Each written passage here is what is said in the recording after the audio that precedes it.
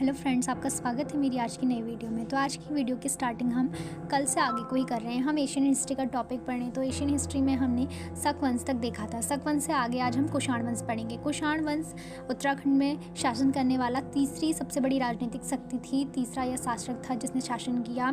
कुषाण वंश उस समय ऑल इंडिया पर भी राज कर रहा था और उत्तराखंड में भी इसका विस्तृत क्षेत्र देखने को मिलता है। इसकी 6 जगह से हमें मुद्राएं मिली हैं। तो कुषाण वंश का संस्थापक कुजल काडफिसेस था। इसका शक्तिशाली राजा कनिष्क था। यह देवपुत्र या क्षत्रप की उपाधि धारण करते थे। जो इसके सिक्के और मुद्राएं मिली हैं वो काफ़ी इंपॉर्टेंट हो जाता है क्योंकि इनसे क्वेश्चन बनते हैं। तो हम इनके सिक्कों को पढ़ेंगे कि गौविषाण, काशीपुर, मुनि की रेती, टिहरी, वीरभद्र, ऋषिकेश, मोरध्वज, पौड़ी, कोटद्वार, कंचनपुरी, खटीमा, सुमाणी गाँव, श्रीनगर, यहाँ से इनके सिक्के मिले हैं।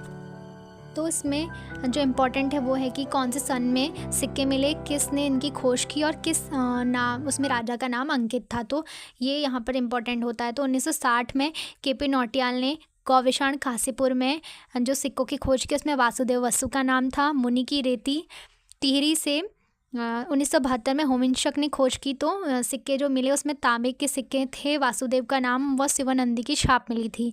फिर हम मोरध्वज के बारे में पढ़ेंगे। मोरध्वज जो है पौड़ी कोटद्वार में है। यहाँ 1887 में एम मलखाम ने खोज की। तो यहाँ से जो सिक्के मिले थे वो भी इम्पोर्टेंट हैं। कंचनपुरी, खटीमा, राजा वशु और मस्र के सिक्के मिले हैं। सुमाणी गाँव जो पौड़ी श्रीनगर में है, यहाँ एक खेत में 11,000 सिक्के मिले हैं, जो काफ़ी इंपॉर्टेंट क्वेश्चन बनाता है।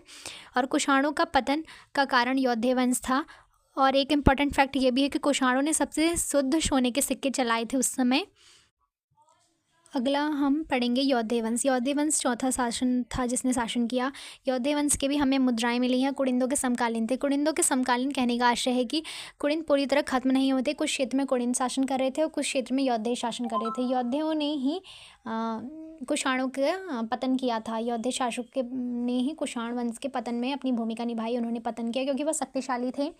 जो कुछ यौध्य वंश हैं उनके जौनसार, बाबर, देहरादून और कालो का डारा, लेसडाउन, पौड़ी से हमें सिक्के मिले हैं। ब्राड़वाला, देहरादून, यज्ञ वेदिका, राजा सिलवन के लिए सिक्कों की लिपि ब्राह्मी प्राकृतिक, कुल देवता भगवान कार्तिकेय थे। एक इंपॉर्टेंट क्वेश्चन यहाँ पर से यह बनता है कि भगवान कार्तिकेय का एकमात्र मंदिर रुद्रप्रयाग के कुंज पर्वत पर स्थित है। तो ये काफ़ी इंपॉर्टेंट क्वेश्चन होता है। और यहाँ पर मैंने BS नेगी के नोट्स भी इंक्लूड किए हैं। BS नेगी की जो सिंगल लाइनर बुक है उसमें भी काफ़ी फैक्ट दिए हैं जो मैंने नोट्स में इंक्लूड नहीं किए हैं, वो आप इससे पढ़ सकते हैं। ये काफ़ी इंपॉर्टेंट टॉपिक हो जाते हैं। BS नेगी में जो छूटे हुए टॉपिक हैं वो BS नेगी में आपको मिल जाएंगे, तो आप उनसे पढ़ सकते हैं। यहाँ पर शॉर्ट नोट्स भी दिए हैं, आप इन्हें भी पढ़ सकते हैं। और आपको वीडियो पसंद आती है प्लीज़ लाइक कीजिए, चैनल को सब्सक्राइब कीजिए। Thank you.